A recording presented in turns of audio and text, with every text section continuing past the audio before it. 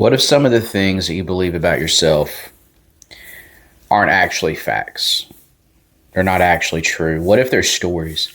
What if they're stories that you've told yourself over the years, that you've repeated over the years, stories that you've experienced, stories that other people have put on you throughout your entire life?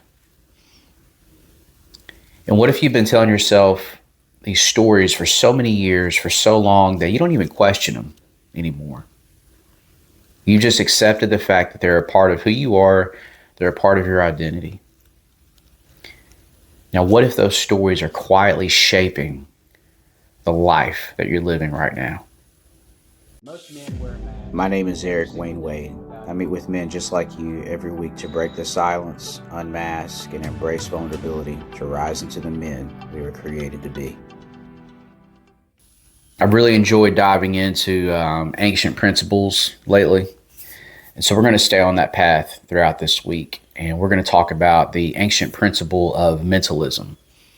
All is mind.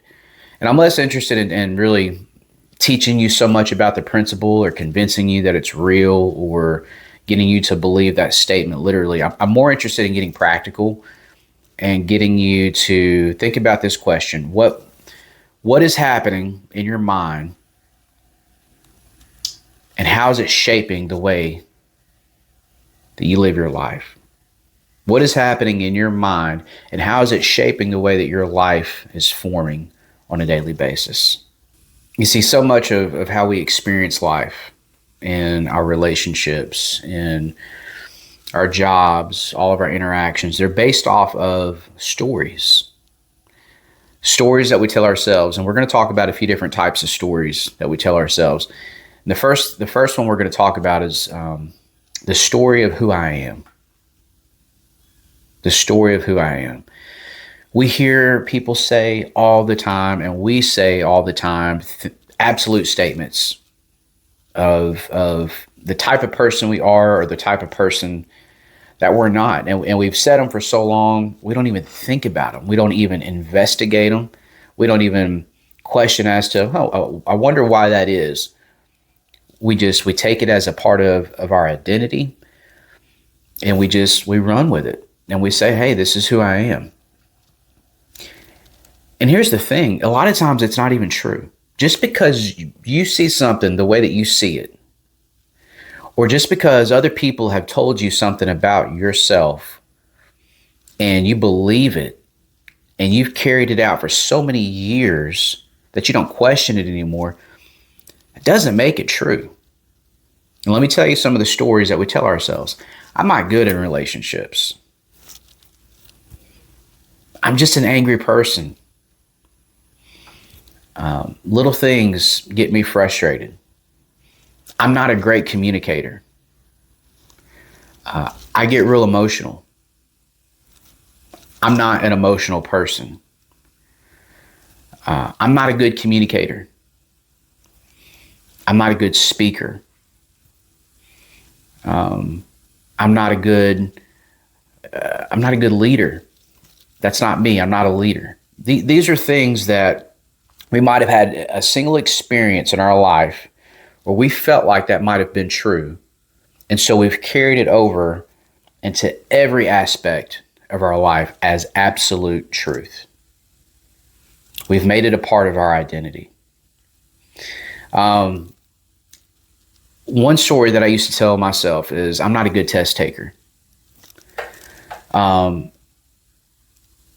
Likewise, I would say I'm a good paper writer. I write decent papers. So in school, I would write decent papers. And then when it would come time to take tests, I didn't do so well. And so there was such a contrast there that some of my teachers were like, are you writing these papers? Because the person that's writing these papers is not the same person that's showing up taking these tests. And so I had built this identity that, I enjoy writing papers. I'm good at writing papers. I don't enjoy taking tests. I'm not a good test taker. That's just how I am. So no matter how well I'm doing on all the other assignments, when it comes test time, I'm not going to do well. And because of that, I performed poorly and tests. I get out of school many years, and my identities start to shift a little bit and how I view myself. And I get this ambition to sell life insurance. And so I study hard. First time I take the test, I didn't do so well. And that thought kept creeping back. Oh yeah, I forgot. I don't take tests very well. But at this point, I've started to learn to shift things and say, you know what? That's something that I've told myself my entire life. If I'm prepared, if I put in the work to learn this knowledge, to learn this information, there's no reason for me not to test well. I am going to test well. I know the information. I've put in the work. There's no reason to be anxious. I'm going to perform well on the test. And so the second time I took the test, within 4 answers in, I knew this was gravy. I knew it was gold. I knew that there's no way I was going to pass or I was going to fail this test. And I scored really high on it and started selling life insurance. That was a good evidence moment in my life that what I tell myself is likely going to be revealed in my world around me. So I'm going to start telling myself positive things about myself. I am a good communicator. I am a good leader. I am a good listener. I am somebody who can handle conflict very well. I'm somebody who tests well. And so your life in certain aspects or altogether can take a major shift in a direction that you want it to go in simply by, number one, observing and acknowledging, becoming aware of the stories that you're telling yourself, whether you created the story or it's been projected onto you. Once you start observing those, looking into those, questioning those, picking apart parts that might be true and putting in the dumpster stuff that's not true. And then start telling yourself new stories about yourself. You know what? I am knowledgeable about this information. I am a good communicator. I am a good leader. I'm a good listener. And when you start telling yourself those stories, man, things are going to take off in a much positive direction. This next one is big. It's major for us men, and it's the stories of what I have to do. Things that I have to do. No question about it. I have to do them. I've got to provide. I've got to stay strong.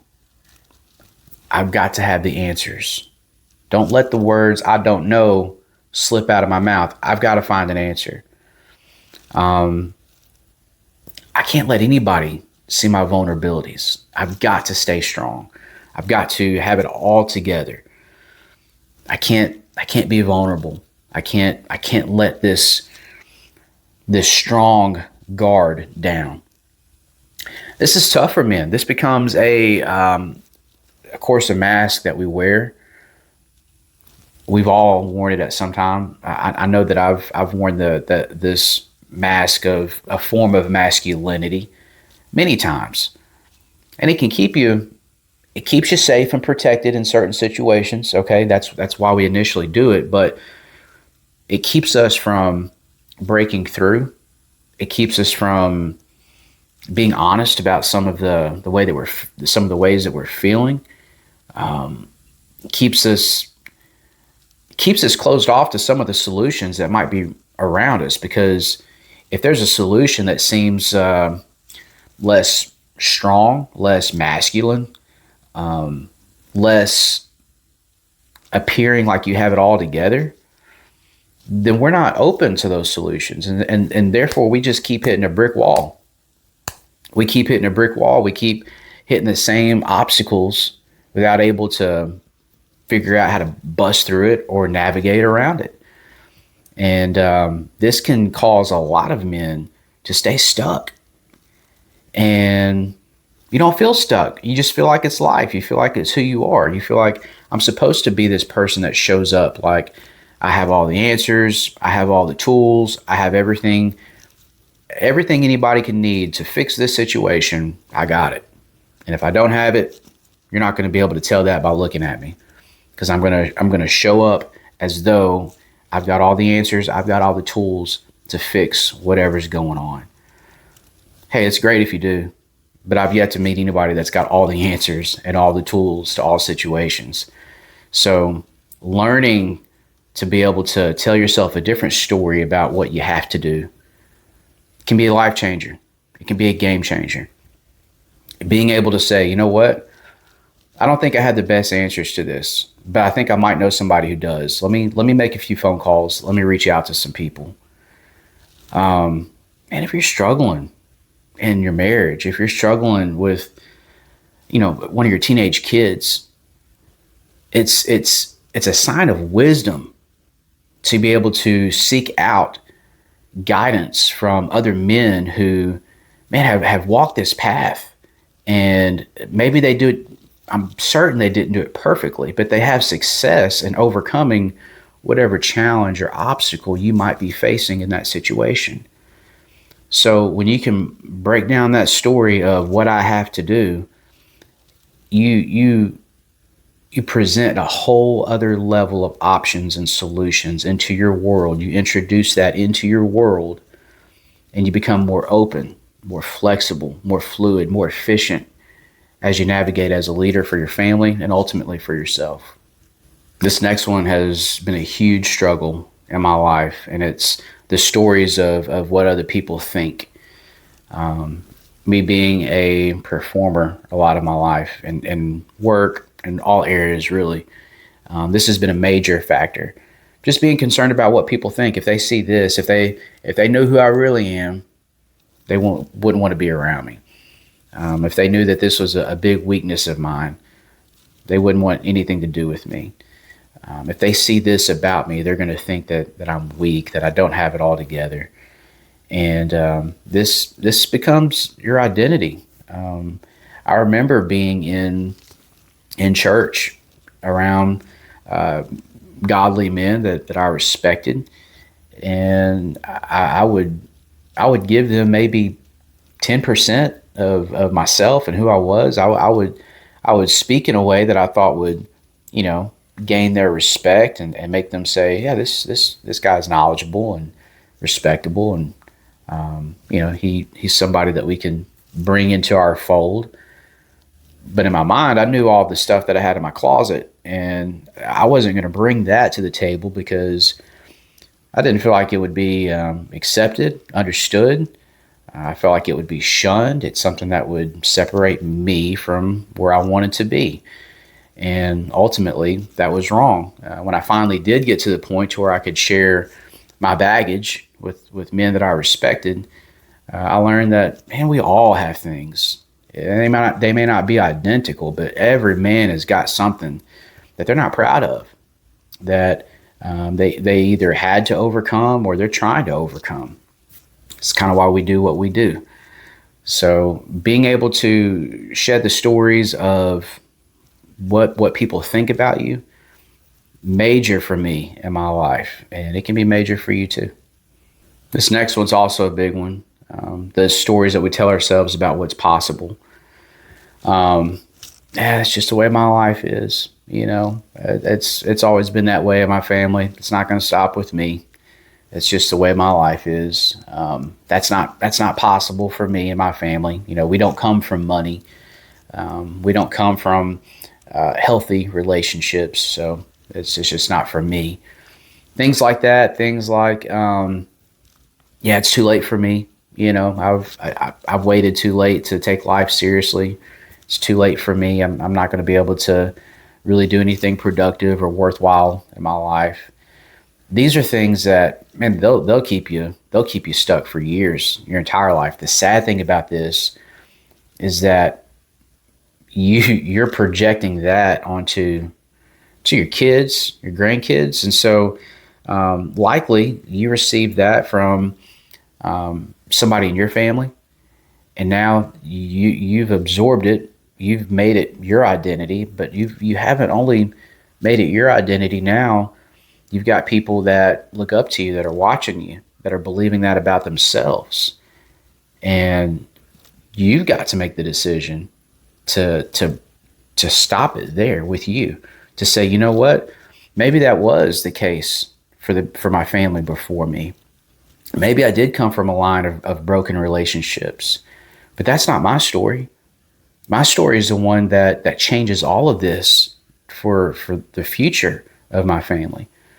Being able to change the stories you tell yourself about what's possible, what's impossible, that changes everything in so many areas. I've spent my almost all my life being overweight, and in my early 20s, it got really bad. I'm not a tall guy, and I was very, very overweight. Now, I'm not in the best shape of my life today, but I'm in way better shape than what I was before. But there was a period of time I guess when I was 24, that I said, you know what? I'm going to start being more mindful, and I'm going to jog every day. And I started jogging. I never cared anything about taking care of myself. My identity was I'm not somebody who jogs. I started jogging every morning, no question. And I lost a lot of weight. I eventually gained a lot of that back, but I was able to use some of the principles that I learned before, and I lost the weight again. And I'm back on a pretty healthy trajectory to be the healthiest that I could possibly be. So, the first half of my life, that was not me. The first 20, 23, 24 years of my life, I was somebody who, I'm just overweight. That's who I am. I love food. I love to eat a lot of food. And I really don't like to exercise. So you put those two things together, that's who I am. I changed those stories. I still enjoy food, but I'm a lot more disciplined because I'm a disciplined person. I'm disciplined when it comes to exercise because I've built in that discipline in my psyche. It's a part of who I am. And so I have success in, if I need to lose weight, if I need to focus in on what I'm eating or how I'm exercising, I have proven results that I can do that, and that's what I do. That's just one example. You can fit this into any area of your life. Stop telling yourself some of the same stories that you've heard people in your family, people in your circle say about your family or who you are. That's just how we are. Break that cycle. That can be your story, because you do that, you're not only changing your life, you're changing the life of your kids, grandkids that are coming after you. That's legacy. So here's the key. Your thoughts aren't always true simply because they're your thoughts. They're not always true simply because you've always believed them. Look throughout history. How many things were we 100% sold on that aren't true? I mean, there was a period of time where we believed that the Earth was the center of the universe. And well, we know that's simply not the case. Earth isn't even the center of our galaxy. So yeah, we've learned throughout years of technology, science, study that we were way wrong about a lot of things. But how many hundreds, I don't know, maybe thousands of years did we believe certain things? So just because you believe something for a long period of time, or just because it's your thought, it doesn't make it true. Look, your thoughts, this might be a game changer that some of us need to hear. Your thoughts are not who you are. Your thoughts are not your identity. Our thoughts are there for us to observe. And then based off of what we observe from the thoughts we see, we can make the decision of, you know what, I don't like that thought. That thought doesn't resonate with me. I'm not going to choose that thought. The thought of fear in a certain situation, I'm not going to subscribe to that. That's not appealing to me. So you know what? I'm going to choose courage, and I'm going to go in this direction. Having the ability to not put an identity on ourselves based off of the thoughts that we have Having that ability, having that practice, having that discipline, that awareness, it can change everything in your life. Simply understand that just because thoughts arise, they're not facts. It's not truth, and that's not you. You choose to observe the thoughts that come to you, because a lot of crazy thoughts will come to you. You get to choose which one of those that you're going to hold on to and act through. And you also get to choose which ones you're going to discard and say, you know what, I don't need that in my circle. I don't need that in the way that I'm trying to move through my life. So just because a thought comes to you doesn't make it truth, and it doesn't make it a part of who you really are. Look, eventually every man has to ask, who am I underneath the stories I've been carrying? That's why I titled my book Unmasked. That's why we do the work we do in the workshops and the resets and the collective. It's shedding the stories that we have taken on by our fathers, stories that we've taken on by our mothers, stories that we've taken on by our culture, by our own fears, by our own doubts. Eventually, every man has got to stop, have the ability to recognize what stories have come their way, however they've come there, and what's true about them, and be able to discard what's not true. And ultimately, when you can ask yourself, who am I? When I stop confusing the story with the man, get ready, because you'll start to see powerful things shift in your life. I'm going to leave you with this question. What story have you been telling yourself about who you are that you've never stopped to question? And we're going to spend the rest of this week exploring that question. Until then, keep climbing.